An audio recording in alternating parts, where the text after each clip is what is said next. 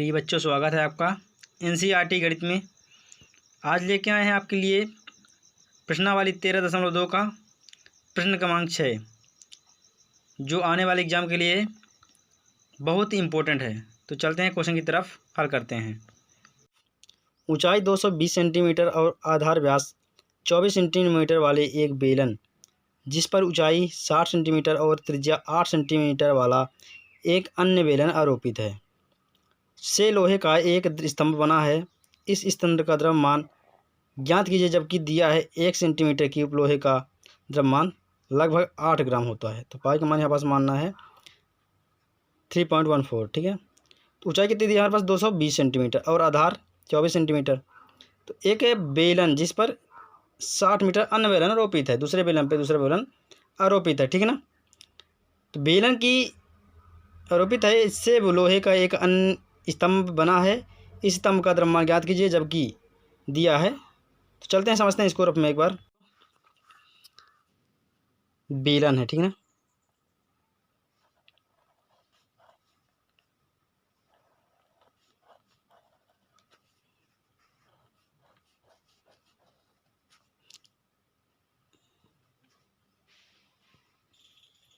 ये एक बेलन बना देते हैं।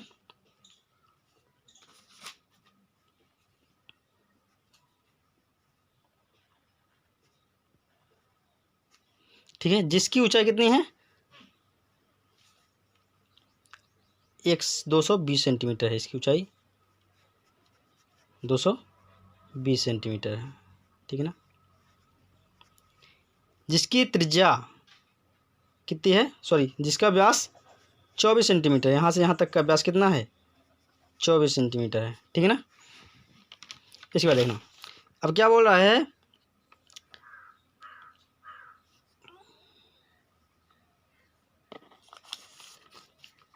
क्वेश्चन की तो देखते हैं एक बार।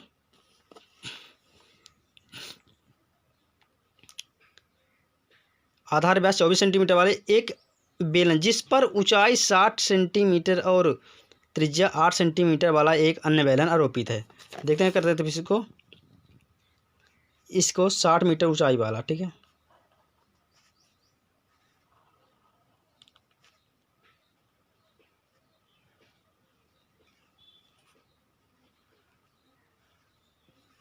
साठ मीटर ऊंचा वाला, ठीक है, एक अन्य बेलन आरोपित है। आरोपित कर देते बेलन को, जिसकी ऊंचाई कितनी है, यहाँ से ऊंचाई जो है 60 सेंटीमीटर। ठीक है ना, यहाँ से तक की दूरी, राइट ना। अब देखना जिसकी त्रिज्या कितनी है हमारी, यहाँ से यहाँ तक की दूरी, मतलब यहाँ से यहाँ तक की दूरी कितनी है 8 सेंटीमीटर, राइट ना। आगे चलते हैं, देखना अब देखना हमारे पास क्वेश्चन दिया है, फिर क्वेश्चन भी देखते एक बार। से लोहे का एक स्तंभ बना हुआ, इस स्तंभ का द्रव्यमान ज्ञात कीजिए, जबकि 1 सेंटीमीटर क्यूब लोहे का द्रव्यमान लगभग 8 ग्राम हो। ठीक है ना, तो हमारे पास दिया है, यहाँ पास देखना इस लोहे का, ये पूरा स्तंभ का जो 1 सेंटीमीटर लोहे का, तो घनत्व तो दिया है हमारे पास। ये घनत्व कितना है 8 ग्राम है। ठीक है ना, तो द्रव्यमान हमें ज्ञात करना है। द्रव्यमान कैसे ज्ञात करेंगे हम, पहले बेलन का आयतन और दूसरे बेलन के आयतन को जब हम जोड़ देंगे तो हमें घन द्रव्यमान ज्ञात हो जाएगा। अब द्रव्यमान ज्ञात करने का सूत्र होता हमारा घनत्व बराबर होता क्या, द्रव्यमान गुणे बटे आयतन, राइट ना। हमारा घनत्व दिया है, तो घनत्व बराबर होता क्या है द्रव्यमान बटे आयतन। अब हमें इस आयतन को इधर लाना पड़ेगा। यदि हमें द्रव्यमान ज्ञात करना है तो हमें इसको यहाँ लाना पड़ेगा। तो चलते हैं, देखना फिर से एक बार।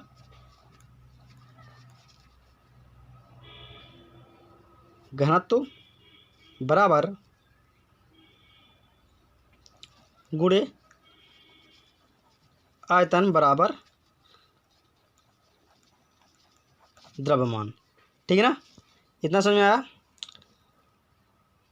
चलते हैं बच्चों, दिया क्या है देख लिखते हैं इसको।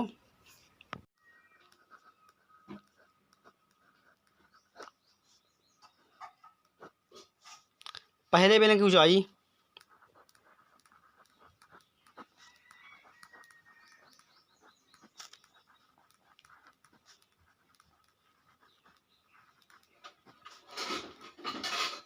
H1 मान लेते हैं 220 सेंटीमीटर। ठीक है, इसके बाद दिया है व्यास।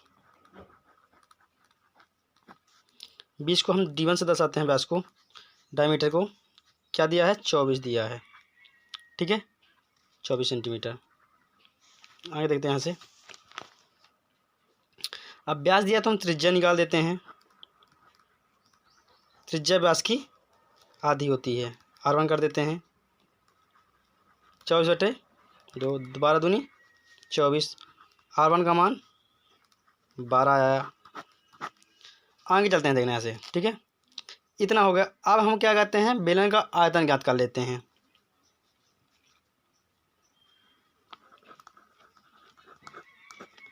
पहले बेलन का आयतन, ठीक है ना। बेलन के आयतन का सूत्र होता है हमारे पास πr² h होता है। ठीक है ना, πr² h होता है। यहाँ पास R1 करते हैं, क्योंकि दो बेलन हमारे पास R1 R2 का लेना है, तो R1 और H1 कर देते हैं। ठीक है, तो पाई का मान हमारे पास दिया है 3.14 गुणे R1 का मान क्या दिया हमारे पास? यहाँ से देखते हैं 12 दिया है। ठीक है, 12² गुणे H1 का मान 220 दिया है। ठीक है, गुणा करते हैं। पहले इसका करते हैं, देखना है।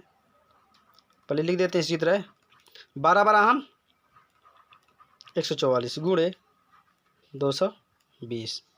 ठीक है ना। आगे देखते हैं यहाँ से।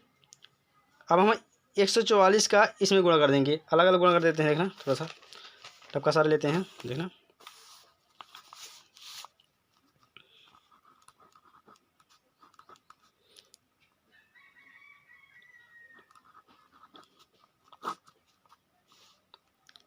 चार चको 16, 16 की 6 हासिल 1, 4 कम 4, 4 1 5। ठीक है ना। इसके बाद 4 3 12, इसका भी करेंगे उतना आएगा, तो 6 5 2 1। ठीक है, इसके बाद देखना यहाँ से। 1 चौके 4, 1 एक्के 1, 1 तिक्के 3, 6 11 की 1 हासिल 1, 5 4 9 10, 10 2 12 की 2 हासिल 1, 2 1 3, 3 1 4, 4 1 5, 3 1 4, 45 216 आया है। ठीक है ना, लिख देते हैं यहाँ से। देखना, 2 अंकों के बाद दशमलव है, तो इस दशमलव को हम यहाँ पास लगा देते हैं, गुणे 220 कर दिए। समझ आ रहा ना। अब बच्चों हम इसका गुणा फिर इसमें करेंगे। ठीक है, फिर थोड़ा रफ काम कर लेते हैं। देखना,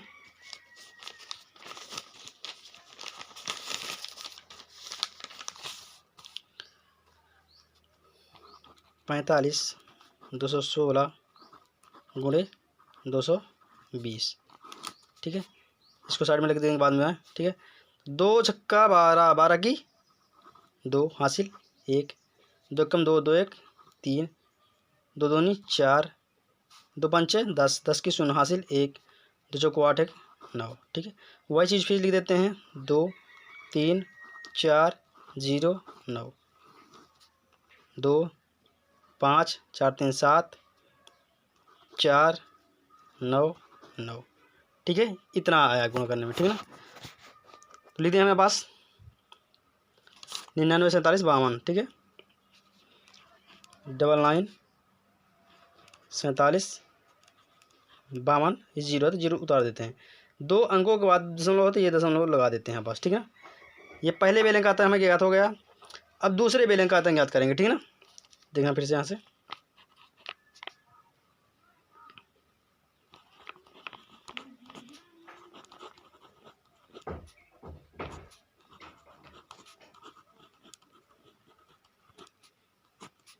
सूत्र होता है πr² h2 कर देंगे, ये कर दिए। ठीक है, आगे देखते हैं यहाँ से। पाई का मान हमारे पास दिया है 3.14 गुणे R1 का मान दिया हमारे पास 8 दिया है। ठीक है, वर्ग दिया, वर्ग कर देते हैं, गुणे H1 H2 का मान क्या दिया था हमारे पास? 60 दिया था, राइट ना।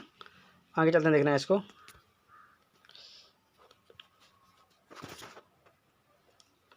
इसका गुणा हम इसमें करते हैं। देखना पहले 3.14 उतार देते हैं, 8 राएँ 64 गुणे 60 आया, ठीक है ना।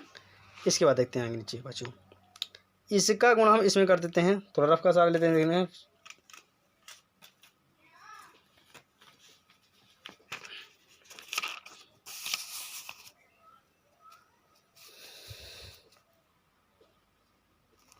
3 64, ठीक है ना। 4 से 16, 16 की 6 हासिल 1, 4 कम 4, 4 1 5, 4 3 12, इतना आया, ठीक है। इसके बाद 6 को 24 की 4 हासिल 2, 6 कम 6, 6 2 8, 6 3 18, 6 9 8 10 की 0 हासिल 1, 8 9 9 10 10 की 0 हासिल 1, गया, इतना आया, ठीक है ना। लिख दें 296, 296, ठीक है। इस पॉइंट को हम यहाँ पास लगा देते हैं, ठीक है। दशमलव गुणे 60 लिख दिया, ठीक है ना। इसके बाद इसका गुणा अब इसमें करेंगे। देखना फिर से 6 जाएंगे 36, 36 की 6 हासिल 3, 6 नहीं है 54, 54 3 57, 57 की 7 हासिल 5, 6 शून्य 0 5 उतार दिए, 6 शून्य 0 6 दूनी 12, ठीक है। 120 57 6, ठीक है। लिख देते हैं इसको,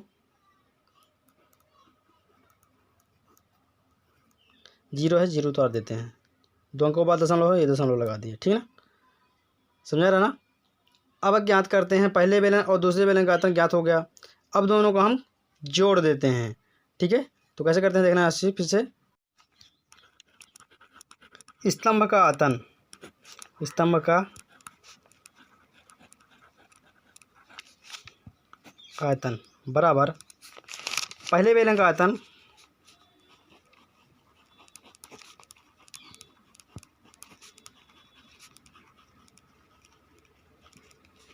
प्लस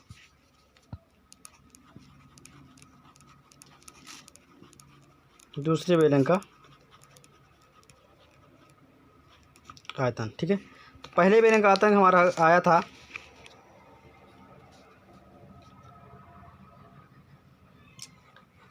99475 इंटू 20, प्लस कर देते हैं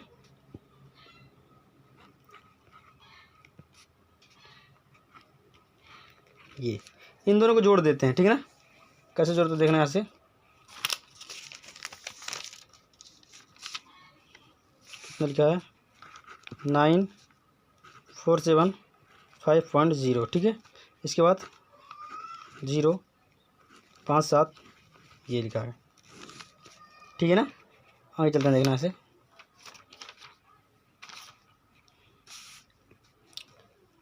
शून्य आया 8 आया 7 5 12 की 2 हासिल 1, 4 1 7 5 12 12 1 13 13 3 हासिल 1, 4 1 5 9 2 11 11 की 1 हासिल 1, 9 1 10 10 1 11, 111 इतना आता है, ठीक है। ये चीज़ आई हमारे पास 11 15 32 8, देख देते हैं यहाँ से फिर से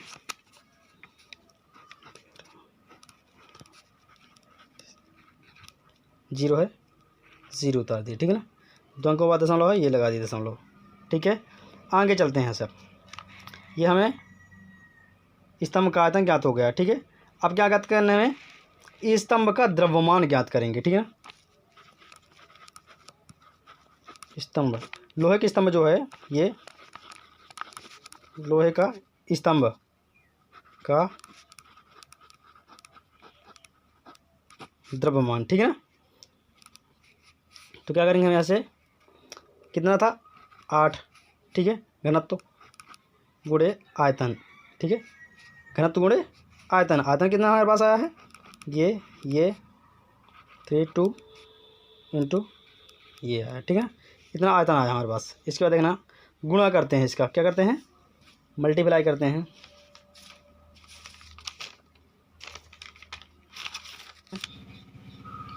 11 53 2.80 गुणे 8 का, ठीक है। 8 शून्य शून्य, 8 टाइम 64 की 4 हासिल 6, 8 दूनी 16, 16 6 22, 22 की 2 हासिल 2, 8 3 24, 24 2 26, 26 की 6 हासिल 2, 8 5 40, 40 2 42, 42 की 2 हासिल 4, 8 1 8, 8 4 12 की 2 हासिल 1, 8 1 8 1 9, 92 26 240, ठीक है ना, इतना आता है। लिख देते हैं यहाँ से।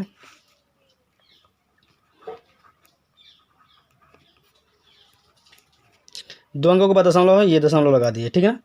ये हमारा किस में आ गया, ग्राम में आ गया। अब इसको किलोग्राम में चेंज करने के लिए 1000 का हम भाग दे देंगे इसका, देखना 80 से।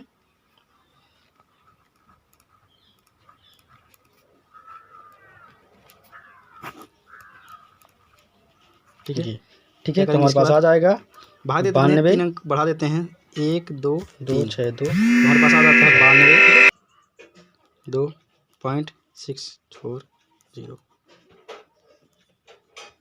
किलोग्राम में, राइट ना। आशा करता हूँ बच्चों आपको ये क्वेश्चन समझ में आया होगा।